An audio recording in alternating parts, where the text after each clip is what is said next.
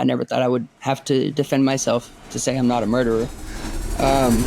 My name is Cody Brown. I'm a U.S. citizen from Kennett, Missouri. I am here in Peru currently. Tell me what happened on March 1st. At 11 o'clock at night, my friend and I, we decided we were hungry. Walked around the corner and there was this guy just screaming profanities. Little did we know he had actually gotten into a fight right before that. As we crossed the road, he actually ran up behind us and punched me in the back of the head, made me see stars. My vision went black. I didn't know what happened at first. And then when I came to and I came around, I heard my friend Alejandro being like, "¿Cuál es tu problema, amigo? Basta, cámate." We were actually like backing up. The dude just kept coming at us and kept trying to swing. So I actually hit him over the head with a plastic bottle and that didn't work. He punched her right in the face, busted her eye open. Unfortunately, that's when he fell. Whenever we saw him on the ground and he wasn't a threat anymore, we turned around and actually ran away. And that's when we went to the police station. We just got assaulted. We just got punched. Little did we know that the dude actually got hurt during the fall. So the next morning, that's when they told us that the dude is in the hospital. They said that he's likely not going to wake up. They said that the charges were going to be intentional homicide. Isn't there a camera recording of this? Yep, even though there's evidence on our side, it's ultimately up to the family and the prosecutor whether or not they want to pursue charges. But I'm trying to wait for a congressman or a U.S. representative to go public with it.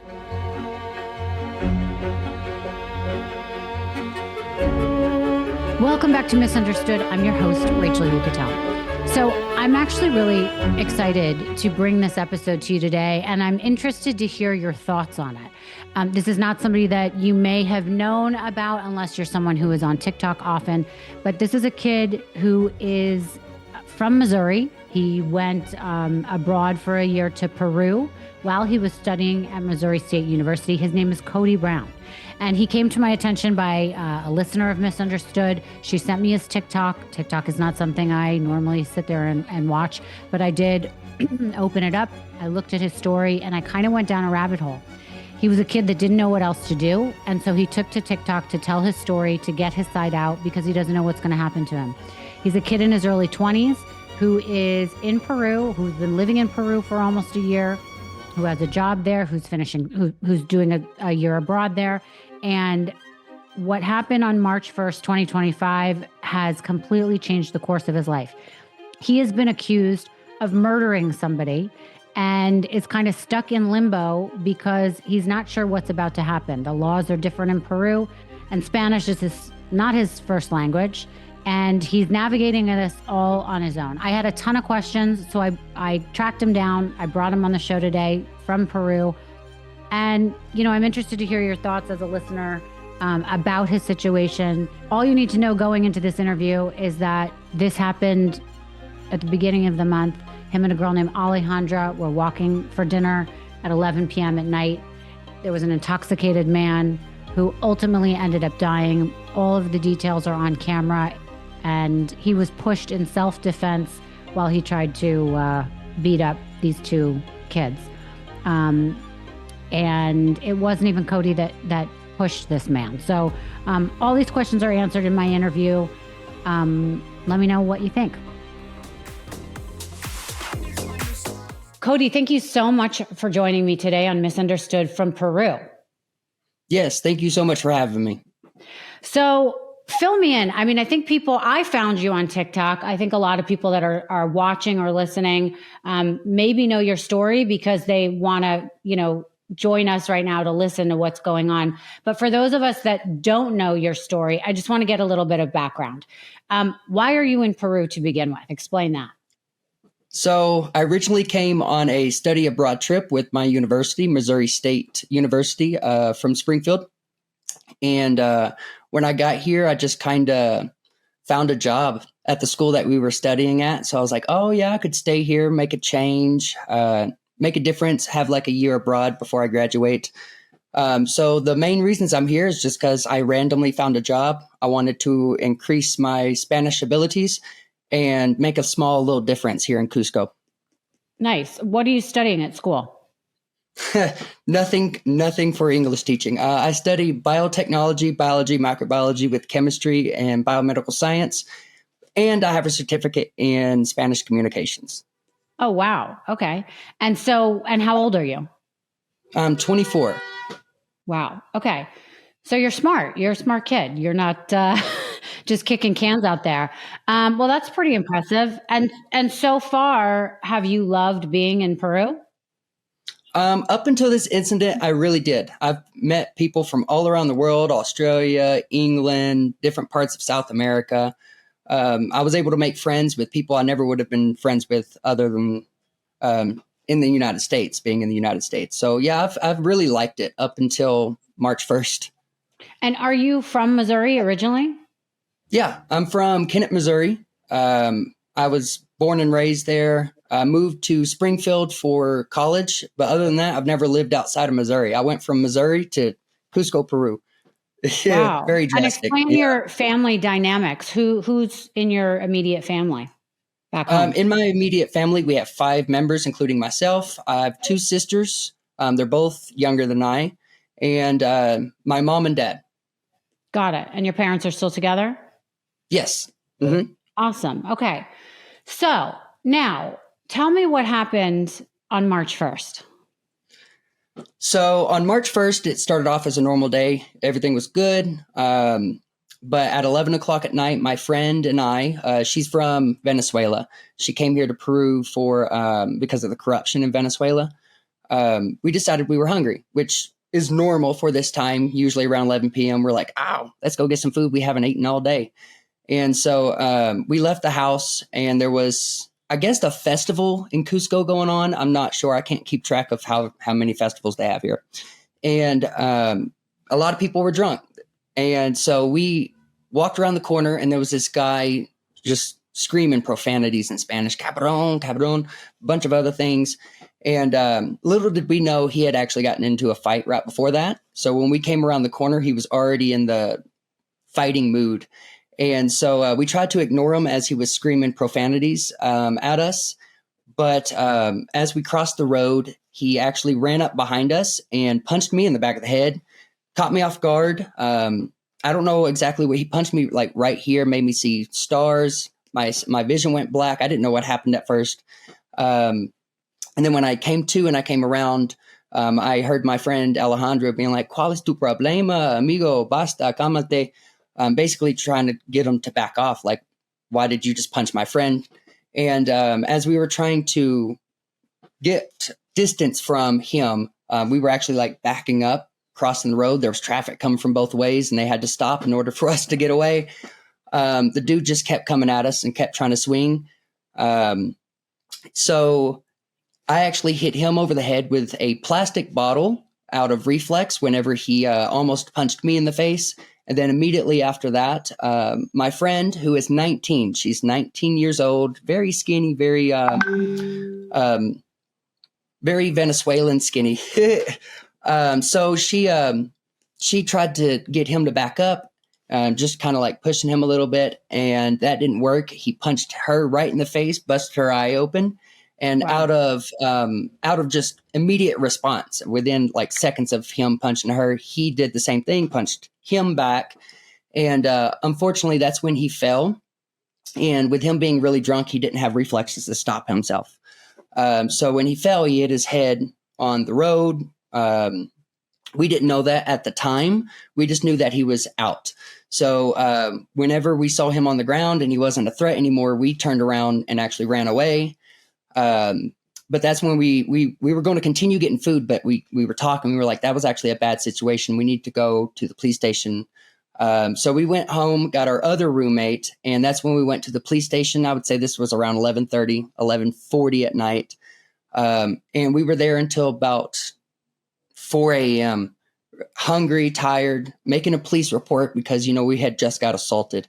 So overall, so you were there to report the assault on you and Yes. to explain what happened.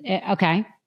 Yes, exactly. We were there. We were like, hey, we just got assaulted. We just got punched. It wasn't too bad, but the dude's probably out there still trying to fight other people. We don't know. And so we thought we were doing the right thing. We really thought we were doing the right thing. Because the other people he was fighting with were also out on the street. So there was a big, dangerous situation going on in this area right now. And we wanted to let the cops know. Sure.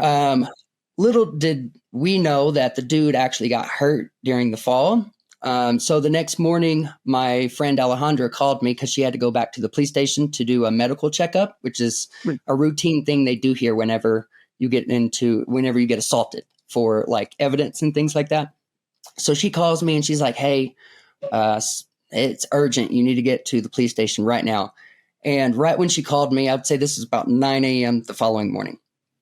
Right when she called me, my heart dropped. I got a feeling in my stomach, a gut feeling telling me not to go because something's bad is happening.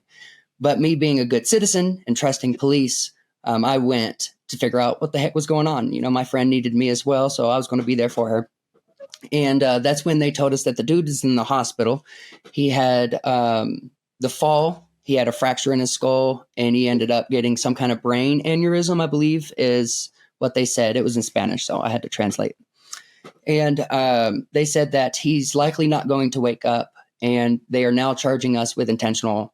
At this point in time, it was like intentional aggravated assault. But because that they knew he wasn't going to wake back up, they said that the charges were going to be intentional homicide. So wait, when they tell you that kind of thing, do they put you in cuffs and put you in jail? See, that's the thing. Right when they told me that, I thought they were going to do that. They didn't. So whenever they told us that, that's when the investigator, the prosecutor, he came into the room and started asking us questions, taking our statements. Little did I know that because our lawyer wasn't there, that was one of the rights we had. We have the right to remain silent. He didn't tell us that. So, but also I didn't have anything to fear because, you know, I didn't commit a crime. So I was like, sure, I'll give you a statement. Let's do this. I had to say it in Spanish, which was hard for me to do. I'm still learning. Been here for almost a year, still learning.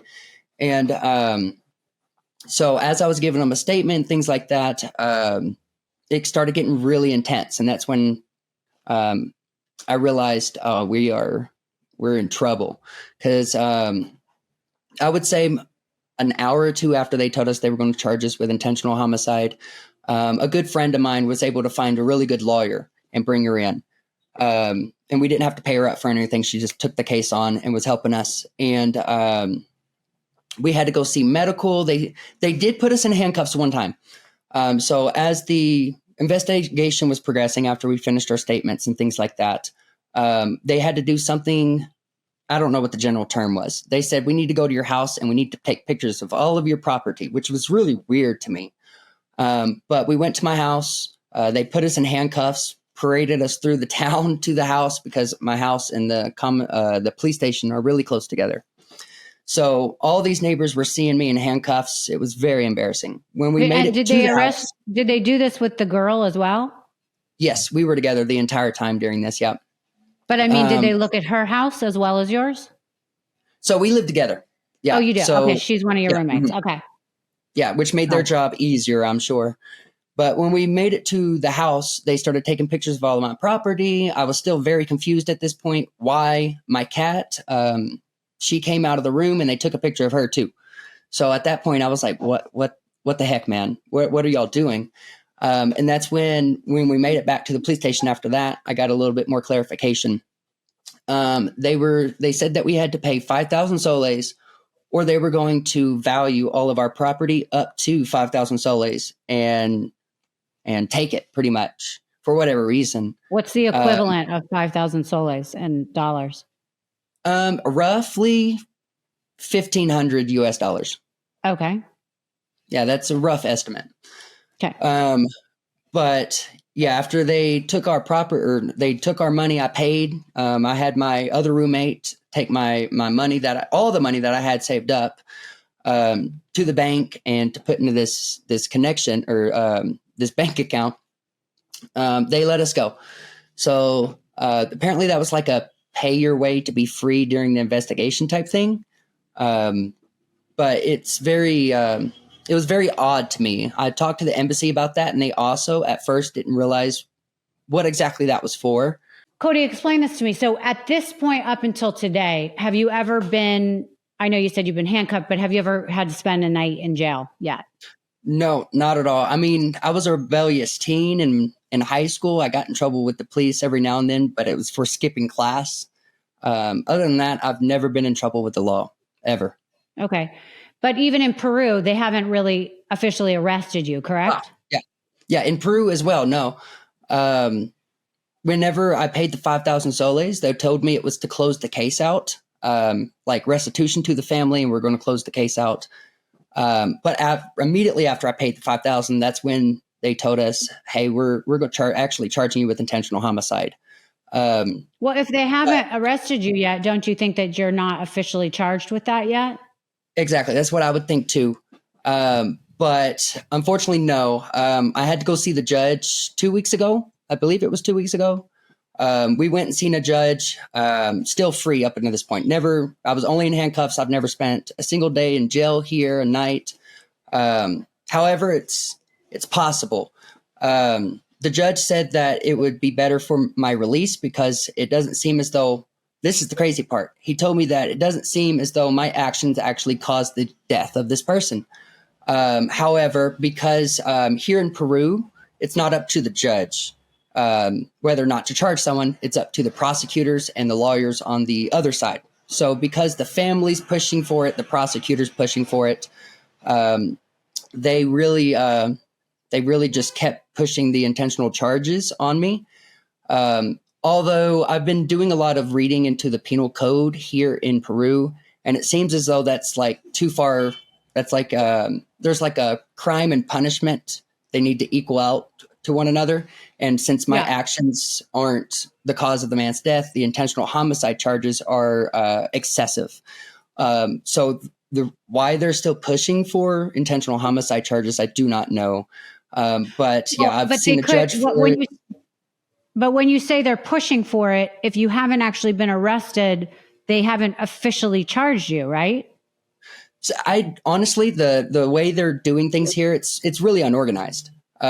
We have officially been charged. My lawyer's trying now to get it pushed down to negligence, I think, which still doesn't make sense to me because I acted in self-defense. So we have been formally charged. Isn't there a camera recording of this? Don't you have witnesses? Yep. Mm-hmm. Which is another thing. They're ignoring the evidence and still pushing for the charges, the intentional homicide charges. Why? I don't know. I've been trying to do a lot of research on how they can still do that because it seems mind-boggling. If this was in the United States, the charges would have already been dropped. But here, the prosecutors do not need a lot to charge you.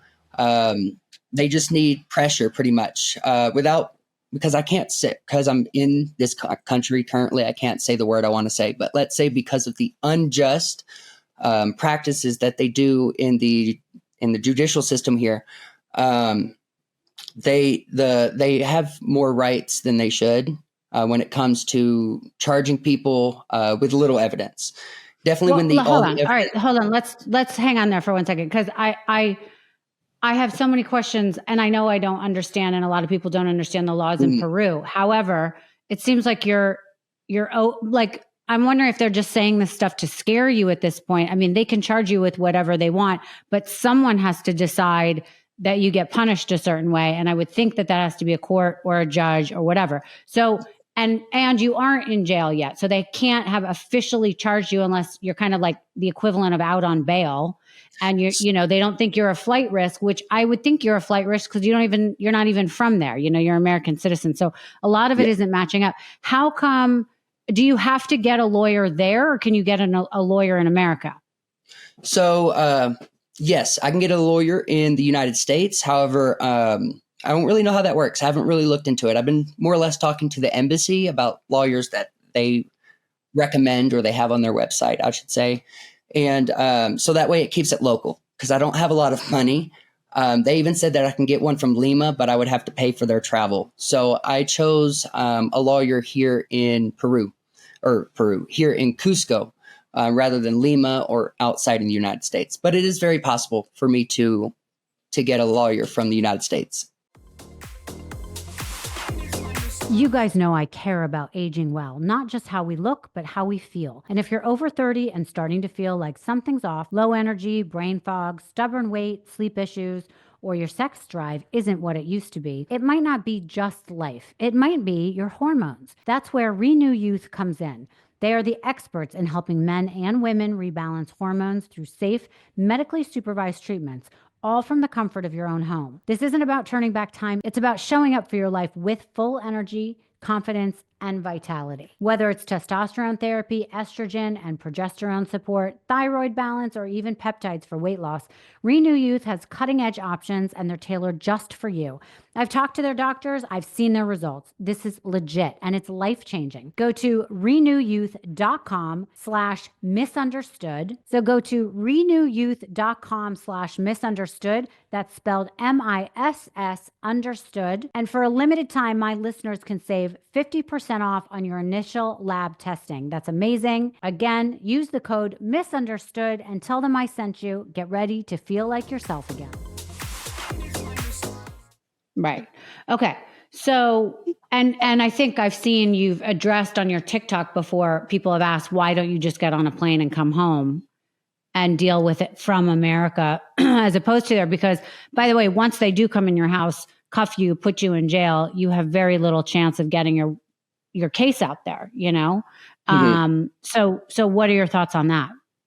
So that's been in the back of my mind, especially as we progress. I asked the embassy, because they told me I'm not considered a flight risk right now, which is another reason why I'm out. And I think the 5,000 soles was kind of like the promissory note, the promise that I'm not going to leave.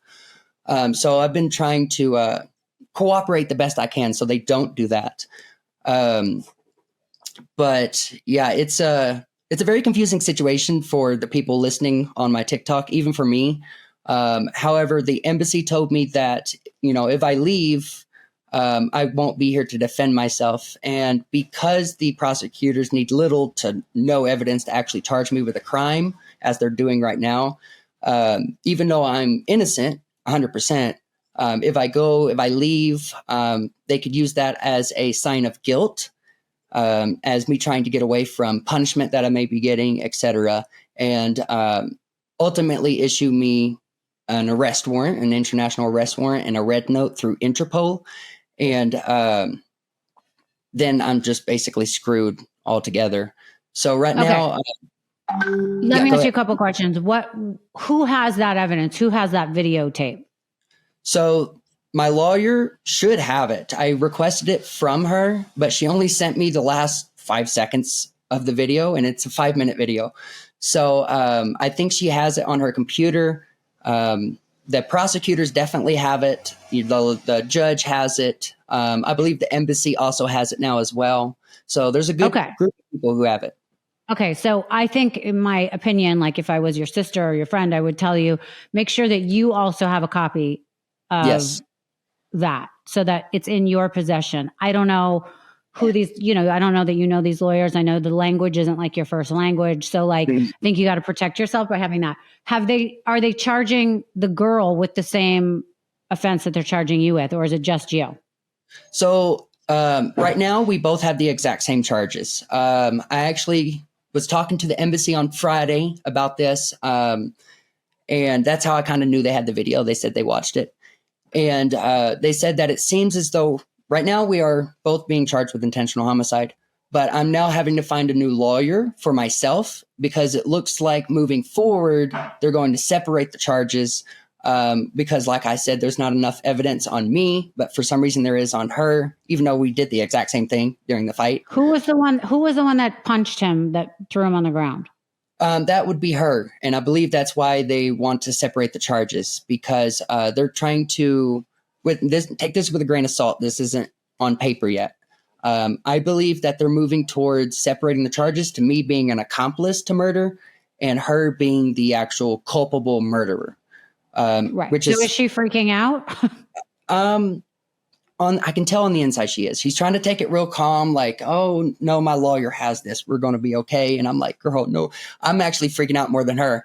But it is. The only reason to freak out is because you want to move on and you want to have a life and you don't have to worry about this. You want to eventually come home and not worry that all of a sudden somebody's going to, send you back to Peru to serve a sentence, Exactly. Yeah. So are you still working in your job there? Are you still in school there? I'm still in school. Unfortunately, I'm a little bit behind. I had to email all of my professors. So they gave me a deadline. They extended everything, which is great. So I've been trying to catch up on everything. As far as work goes, I am still working, but my hours have been drastically cut because I can't say where I work. Unfortunately, they don't want to be involved in this. So they kind of pulled me back from teaching my students. I have one student left. Now I'm just working behind the scenes in the marketing department with my friends / coworkers, making videos for the school, trying to get people to buy packages with the professors that can teach.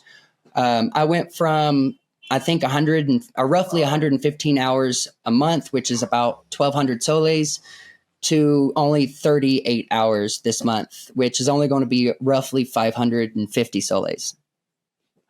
Listen, for me as someone that's listening to your story, it's upsetting to me for you because you're a young kid who has your whole future ahead of you. It doesn't sound like you have a lot of people behind you that are like saying, wait a minute, stop. This is not how things work. It has nothing to do with your intelligence level, but you're like out of sorts because you're in a completely different country. You don't have your parents there. You don't have a lawyer there. You don't have a lot of money. And it doesn't sound like anyone's either taking this seriously or is like, really stepping in for you and saying, all right, enough is enough. This is not how this works, or he didn't do this. Let's clear this up.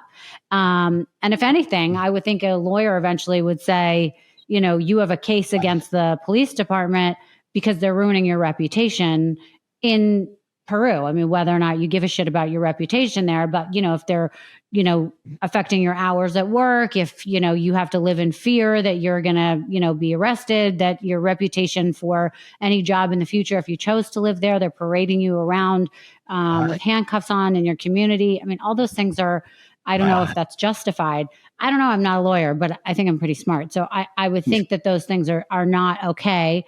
And if I were someone on your legal team or a friend or family, I would say, get your ass home and let an American lawyer get on the phone and handle this themselves, and find a lawyer that is willing to do it pro bono or willing to do, and there are so many lawyers that are willing to do things like this pro bono to learn, and to get better at things. But your safety should be at home. Now, I don't know if you feel like you have a big safety net at home living in Missouri with, I don't know if you live at home or you live in a dorm or whatever, but that's what I would suggest. But, so what are the next steps? Like, you live in fear on a daily basis, they're going to come and arrest you, or where are we at every day? So right now, I just, again, on Thursday or Friday of last week, I got a paper from my lawyer that says we're going into the second preliminary stage of the investigation. That's how I kind of found out we were starting to get charges separated after I called my embassy about it. And they said that we're going to have to be in the police station for 4 more days, at least, for more interrogations, which is probably going to take all day from 9 a.m. to 9 p.m. And do you trust your lawyer that they're representing you in those cases when you show up at the police station and the people are inquiring about things? Does your lawyer speak English and can, really speak for you and tell you when not to speak? So she doesn't speak English. However, I can speak sufficient Spanish to be able to talk with her. So whenever she's she tells me something, I can understand it and I do it. So Cody, where are we at with, you started to talk about your lawyer and what you guys are going to be doing another 4 days in court or in the police department. And then is that coming up soon? It was supposed to be last week. But for whatever reason, they prolonged it to now this week. So it is coming up. It is very soon.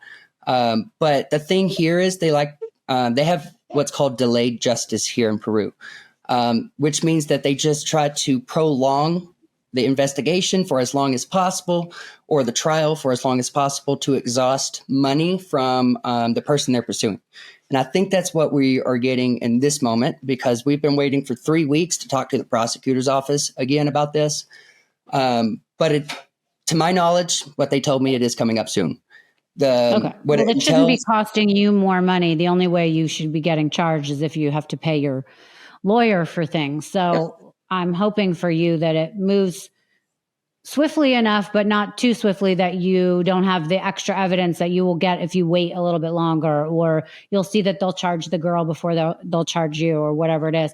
I mean, listen, as a person that doesn't know the situation, looking from the outside in, I would say wrap up your time in Peru as soon as you can and finish your education back home, get your degree. And, this could be a blip in your past, but a very interesting past where, hey, I was charged with murder when I was in my 20s, and it was a terrible situation. And I've lived to tell the story because it was a complete, it wasn't accurate, and I was portrayed in a certain way. And you kind of learn from it and use it to catapult you and to be more of an interesting story. Do you know what I mean? But I hope for you that, people will be looking out for you, that you will be okay. But my suggestion would be to come finish your senior year back in your university, and get to a position where you're cleared, you're safe, but maybe get out of that country. Yeah, I'm definitely trying to do that. I'm trying to coordinate with my parents and the embassy about when is the smart time to leave, which a lot of people would be like, right now, man, right now, just like you're doing, which I 100% feel that in my gut. Like I could get on a plane right now or cross the border, a land border somewhere, and just get out of this country. But I'm trying to wait for a congressman or a U.S. representative, which my mom has been talking to go public with it, to give me confirmation that they're not going to send me back to Peru if they issue an arrest warrant. Because right now they have a deal, the U.S. and Peru have a deal to send any person being charged with a criminal act with a warrant back to Peru, or vice versa. So, yeah, that's what really scares me is that deal. If there wasn't that deal on the table between the two countries, I'd be in the U.S. right now. But think about it. You're in that country and you have been officially charged, but you're not in jail. If you go home and you're officially charged, it's one and the same. I mean, they might send you back, but I think a lawyer would get involved and try and finish this before you have to get sent back there.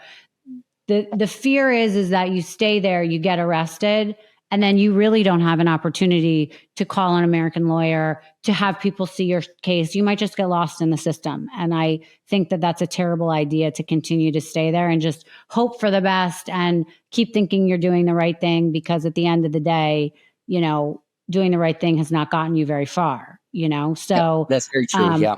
That's what I would be worried about for you. So in my opinion, and who the hell am I would just say, get on a plane and go into, there's got to be, an ambassador to Peru. I mean, I know the ambassador to Malta. I'm sure we could find the ambassador for Peru and figure out a way to have this figured out. You know what I mean? Because I worry for your safety as an American. All right. So what's next for you? By the way, when you're cleared of all this, what do you want to do with your life? So, one, get the heck out of Peru, graduate with my biotechnology degree. I want to work at St. Jude's Research Hospital because my sister, she was and still is a patient there, but she doesn't have cancer anymore. They saved her life. So that's why I went into biotechnology. I'm dedicating myself to future cancer research so other kids and other families don't have to go through what we did when she was diagnosed with stage 4 Wilms cancer. After this, I plan on kind of getting involved in injustices around the world, pretty much, because now that I'm living through it, I just kind of want to help other people with that as well. Like, just even if it's just me on TikTok being like, hey, this person is being wrongfully tried in this country. Let's get some people known. Let's get their story known and out there, that kind of thing. Right. Okay. I love that for you. And you said your St. Jude's cured your sister? They did. Yes.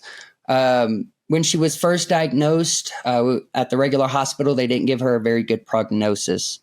But they immediately sent her to St. Jude's in Memphis, Tennessee.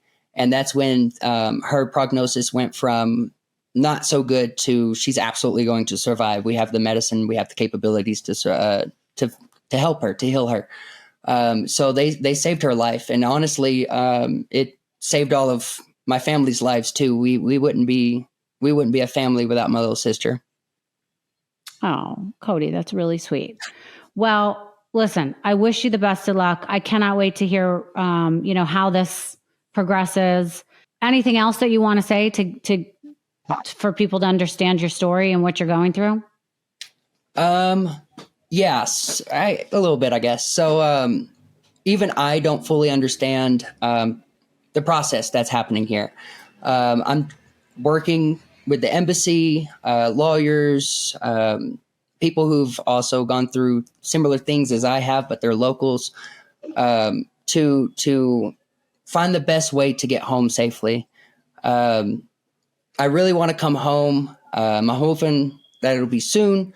But other than that, I'm trying to put as much as I can out there for everyone to know without jeopardizing my case. However, I will say there's been a lot of unjust practices that I've noticed in my case. For instance, the prosecutor changing a couple of words that I said in the statement, and me having to explain that again next to my lawyers so we could get it sorted out right. There's a lot of foreign bias here against foreigners in the judicial system. They see us as scapegoats and easy targets. And even though there's evidence on our side, like full-on evidence, video, witnesses, judicial statements, things like that, it's ultimately up to the family and the prosecutor whether or not they want to pursue charges, which is what we're fighting right now. And it seems as though the family is paying quite a bit of money to keep us fighting this, because that's what really makes the judicial system here work, is money. So if I had $20,000 I could be done and over with this case because I would be the person with more money. But unfortunately, the family has more money than I, so we're having to continue and fight. I see. Yeah. So just keep. So you're saying it's like the money that their family's paying to the police department, saying keep this open, find a way to charge these people so that my son, husband, whatever, his life wasn't in vain, even though it was his fault. I mean, I get it. I get what you're saying. I guess also I'd be very careful on your TikTok how much negative stuff you're saying on the country in general, just because they might try and use that against you. But again, to go back to what you're saying for your lawyer, I would think it's a very easy case for her to make. That, again, I know you're fluent, but this language is not your first language. And so to take, a word or a tone out of context should not be held against you because you don't speak the language fully. And exactly. I would play that up. I wouldn't act like you fully get it. And you have a lawyer who doesn't even speak English. My words to you would be, listen, we found you on TikTok. We thought your story was interesting. I thought there was something to it. People love all this true crime stuff, right? And I think it's an interesting story to see a kid who's essentially by yourself in a country trying to navigate this. And I don't think that's right. And I think that you deserve to have some help or someone stand by you, So I do wish you the best of luck. I hope that in some way, shape, or form, this will all pan out for you quickly, justly, easily, because it could take a toll on your mental health too. I mean, at the end of the day, are you scared? Are you okay? Yeah, I am scared, but I'm also, I'm getting into that American mentality where I'm like, oh, I'm loud, I'm proud, I know I didn't do anything, and I'm going to fight to make sure y'all know that. Mentally, it did take a toll on me. I mean, I never thought I would have to defend myself to say I'm not a murderer. But other than that, yeah, we're good. I'm an American. I'm strong. I'm going to get home to my family through hell or high water. That's for sure. So thank you so much for having me.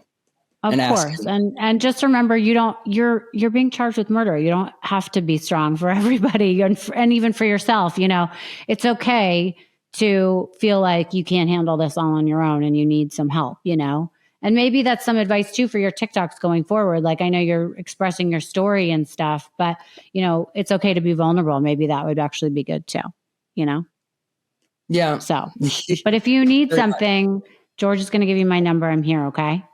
Okay. Fantastic. Thank you so much. Of course. Thank you.